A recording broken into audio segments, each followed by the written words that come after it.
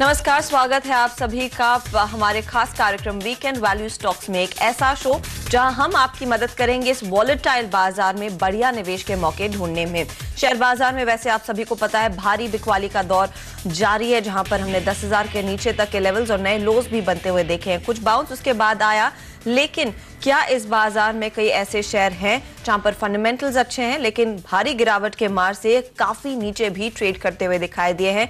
तो उसका जवाब है हाँ। ऐसे ही कुछ शेयरों पर हमारी नजर है वैल्यू पिक्स के तौर पर, जहां पर आप अब निवेश कर सकते हैं और इस मंदी के बाजार में भी सोच सकते हैं सुरक्षित निवेश के बारे में। आज हमारे साथ है संप्रति कैपिटल के सीईओ संदीप शाह, जिनसे हम जानेंगे कि इस बाजार में जो उतार चढ़ाव है उसके बीच क्यों उनको वैल्यू स्टॉक्स में state bank of India, Tata chemicals और डीवीज लैब जैसे स्टॉक्स दिखाई देते हैं, किस तरह की वैल्यू है और कितना फायदा यहां पर निवेशक कमा सकते हैं अगर वो अपना पैसा यहां पर लगाते हैं। संदीप, स्वागत है आपका। शुरुआत स्टेट बैंक ऑफ इंडिया से ही करते हैं, देश का सबसे बड़ा बैंक, जहां पर हमने देखा ये स्टॉक भी इस मंदी के मार से दूर नहीं रह पाया, इस पर भी काफी ज्यादा प्रेशर है। इन लेवल्स पर, इन वैल्यूएशंस पर आपको क्या लग रहा है, ये एक बेहतरीन बाय है और एक वैल्यू स्टॉक दिख सकता है? एब्सोल्युटली, क्योंकि अगर आप देखेंगे कि स्टेट बैंक की वैल्यूएशन जो है, उनकी बुक वैल्यू और इन्वेस्टमेंट वैल्यूज जो सब्सिडियरीज है, लाइफ इंश्योरेंस है, कैपिटल मार्केट्स है, तो ये और इन्वेस्टमेंट्स को ऐड करें तो ये बुक वैल्यू से थोड़ा मतलब ऑलमोस्ट एट बुक वैल्यू के आसपास है। स्टेट बैंक की रिटर्न ऑन इक्विटी 15% है और स्टेट बैंक ना ही इंडिया का सबसे बड़ा बैंक है, बट आप ये भी कह सकते हैं कि one of the best managed banks भी है इसमें से। और ये जो करंट लिक्विडिटी क्राइसिस जो ग्लोबली हुई है और कुछ मामूली से हद तक इंडिया में भी प्रॉब्लम हुआ है, मामूली एज इन बैंक्स के ऊपर, उस हिसाब से एक्चुअली काफ़ी लोग प्राइवेट सेक्टर बैंक्स में से पैसा निकाल के स्टेट बैंक में पैसा डाल रहे हैं, बल्कि स्टेट बैंक कहते हैं कि उनको रोज 1,000 करोड़ के डिपॉजिट्स मिल रहे हैं। तो extremely well managed bank, NPAs भी थोड़े बहुत बड़े हैं, बट फिर भी अराउंड 1-1.5% के आसपास है। ये माहौल में हमें ऐसे स्टॉक्स चाहिए जो काफ़ी सेफ हो, काफ़ी अच्छी मैनेजमेंट हो, काफ़ी अच्छा उनकी स्ट्रैटेजी हो।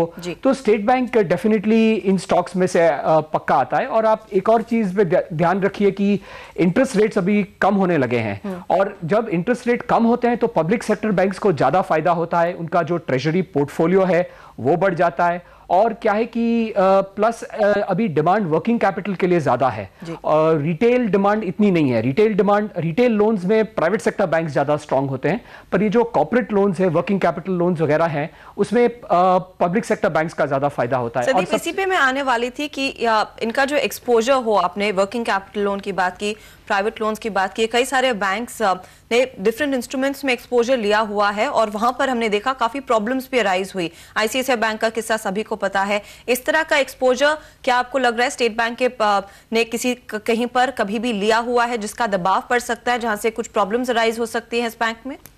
स्टेट बैंक में ऑलरेडी थोड़ा इंटरनेशनल एक्सपोजर है।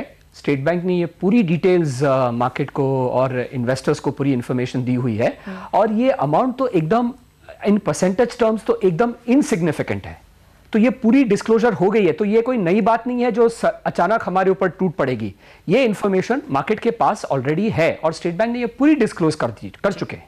साथ ही इनका जो हमने नोटिस किया इन पर्टिकुलर नंबर्स में, सेकंड क्वार्टर के जो नंबर्स आए थे, उनकी जो लोन लॉस प्रोविजनिंग थी फर्स्ट क्वार्टर के मुकाबले सेकंड क्वार्टर में बढ़ती हुई दिखाई दी है। नंबर्स में आपको बता दूं, 2.5 बिलियन था Q1 का वो आंकड़ा, जो Q2 में करीब 9.1 बिलियन रहा है। क्या वो एक मेजर वरी फैक्टर नहीं रह सकता है, क्योंकि दबाव उस लिहाज से भी आएगा बैंक के परफॉर्मेंस में आगे? देखिए, स्टेट बैंक के लिए नहीं, पूरी सब बैंकिंग स्टॉक्स के लिए एनपीएस का थोड़ा कंसर्न तो रहेगा ही, जो कि हमारी इकोनॉमी स्लो डाउन हो रही है, तो थोड़ा इंपैक्ट हो सकता है एनपीएस के ऊपर। पर अगर आप देखें कि भाई नेट एनपीएस और ग्रॉस एनपीएस आप देखें, अगर परसेंटेज टर्म्स में आप देखें, तो ये अभी भी बहुत कम है। और इसीलिए मैंने शुरुआत में कहा था कि वेल मैनेज्ड बैंक बहुत जरूरी है, जो बैंक रिस्क समझे, सही कॉर्पोरेट्स को या सही कस्टमर्स को लोन्स दे। और स्टेट बैंक में इतनी मैनेजमेंट डेप्थ है, इतना एक्सपीरियंस है कि मैं मानता हूं कि अगर कुछ इकोनॉमी अगर ज़्यादा स्लो डाउन भी हो गई तो स्टेट बैंक को इतना असर नहीं पड़ेगा। इन करंट वैल्यूएशंस पर किस तरह का परफॉर्मेंस दिला सकता है स्टॉक, क्योंकि हमने देखा हाई से करीब 50% से ज्यादा नीचे आया है, जब इसके सामने दूसरे पीएसयू बैंक्स खड़े हो, दिग्गज प्राइवेट सेक्टर बैंक्स खड़े हो, एचडीएफसी हो, आईसीआईसीआई बैंक हो, ये किस तरह का प्रदर्शन दिखा सकता है इन टर्बुलेंट टाइम्स में? जैसे जो कि इंटरेस्ट रेट्स कम चलते चले जा रहे हैं और वो चलते चले जाएंगे, ये स्टॉक आपको 30 से 40% रिटर्न तो निकल सकता है। और एक और चीज मैं ध्यान कहना चाहता हूं कि ये सब सेफ स्टॉक्स है। मैंने जो भी स्टॉक्स आज आपको बताए हैं ये सब सेफ है एब्सोल्युटली। और बेयर मार्केट में क्या है कि हम बेस्ट जो कंपनीज मिलती है सस्ते टूटे हुए दाम में, सेल प्राइस में, वो हमें बेस्ट कंपनीज ही लेनी है। तो स्टेट बैंक तो हमारा सबसे बड़ा बैंक और one of the best banks है। चलिए, one of the best banks, एक सेफर मैनेजमेंट, और साथ ही साथ जैसे कि संदीप कह रहे हैं इनकी जो प्रोविजनिंग हुई है वो इस बाजार के मद्देनजर ही हुई है। ऑफ कोर्स हमने देखा एनपीएस इस बैंक के लिए भी थोड़े बहुत बढ़ते हुए दिखाई दिए हैं, लेकिन उसको अलग रख के जिस तरह का इनका एक्सपोजर वर्किंग कैपिटल के लिहाज से बन रहा है, रिटेल साइड में शायद ये अपनी प्रेजेंस थोड़ी बहुत कम करेंगे, लेकिन कॉर्पोरेट सही कॉर्पोरेट्स को लोन्स दे रहे हैं, वो एक स्ट्रैटेजी बैंक के लिए कारगर साबित हो सकती है, एक फायदे की बात हो सकती है। संदीप, इस बैंक पर अगर एक टारगेट आपने लेना हो 1 साल 2 साल के लिहाज से, अगर अब इस बाजार में इस समय खरीदता है, किस तरह के रिटर्न्स? आपने 30% की बात की है, लेकिन on a longer term horizon क्या है अपने हाईज तक आसानी से पहुंच पाएगा?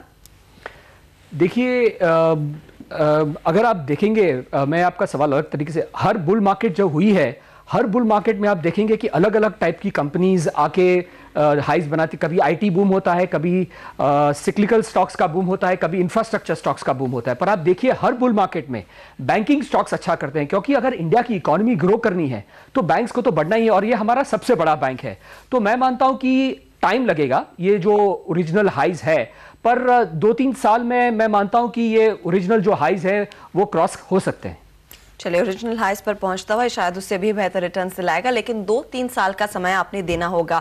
करंट लेवल्स पर ऐसे स्टॉक्स चुने जहां पर सेफ्टी ज्यादा दिखाई दे, और वही स्टेट बैंक ऑफ इंडिया में दिखता है, क्योंकि एक सेफर मैनेजमेंट है, जाना पहचाना बैंक है, इसके परफॉर्मेंस से भी ज्यादातर रिटेल इन्वेस्टर्स भी वाकिफ हैं। एनपीएस थोड़े बहुत बढ़ रहे हों, लेकिन उसको भी नियंत्रण में रखने के लिए बैंक ने सारे कदम उठा लिए हैं। पीएसयू बैंक्स को ज्यादा फायदा होता है, जैसे संदीप ने कहा, जब ब्याज दरें कम होती हुई दिखाई देंगी, और उसका पूरा फायदा भी ये बैंक उठाएगा। वो है एक वैल्यू स्टॉक जो आपके पोर्टफोलियो में होना चाहिए, जहां पर आप नजर रख सकते हैं और भी एक्यूमुलेशन करने के लिए। हम लेंगे एक छोटा सा ब्रेक, लेकिन आगे कुछ और स्टॉक्स पर लेंगे राय। डीवीज कैपिटल, टाटा केमिकल्स क्यों पसंद है संदीप को बताएंगे इस ब्रेक के बाद।